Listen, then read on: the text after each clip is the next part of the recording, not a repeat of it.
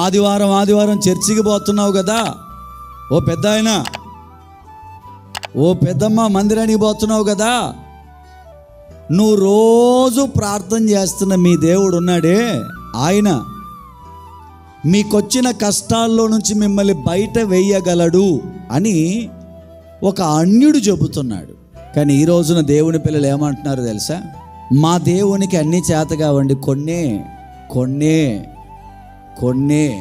అందుకని 2 పడవల మీద కాలేస్తున్నారు. ఎన్ని పడవల మీద? చెప్పండి, ఎన్ని పడవల మీద? 2 పడవల మీద. బైబిల్ పట్టుకున్నప్పుడేమో అసలు ఈ భూమి ఎవరు చేశారనుకున్నావు? మా దేవుడే అంటారు. ప్రార్థనకు వచ్చినప్పుడేమో అసలు ఈ సృష్టికి దేవుడు ఎవరు అనుకున్నావు? మా దేవుడే అంటారు.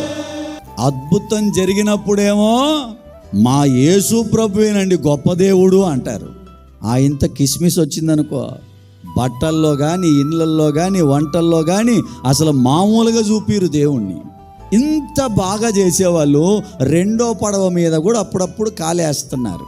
ఏమిటో తెలుసా? మా దేవునికి నల్లదారానికి ఉన్న శక్తి లేదండి. ఎవరికున్న శక్తి? నల్లదారానికి ఉన్న శక్తి మా దేవునికి లేదండి. మా దేవునికి రాగి రేకుకున్న శక్తి లేదండి. మా దేవునికి నిమ్మకాయ తొక్కిస్తే ఆ నిమ్మకాయకున్న శక్తి కూడా మా దేవునికి లేదండి. ఏం తొక్కిస్తే? నిమ్మకాయ తొక్కిస్తే ఆ నిమ్మకాయకున్న శక్తి కూడా మా దేవునికి లేదండి. మా దేవునికి మంతరించిన తాయితులకున్న శక్తి కూడా లేదండి. ఏమి లేదండి? మా దేవునికి మంతరించిన తాయితులకున్న శక్తి కూడా లేదండి.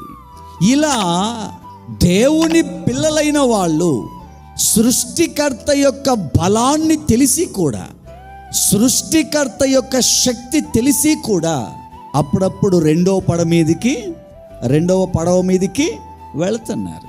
కానీ ఇక్కడ అన్యుడు అంటున్నాడు ఏమని? నువ్వు రోజు ప్రార్థన చేస్తున్న నీ దేవుడు ఉన్నాడు కదా, ఆయన నువ్వు ఉన్న సింహాల బోనులో నుండి కూడా నిన్ను తప్పించడానికి సమర్థుడు. ఆమేన్. అంటే ఈ రోజున ఎలాంటి పరిస్థితి ఉంది అంటే, ఒక అన్యుడికున్న విశ్వాసం కూడా క్రైస్తవునికి లేదు.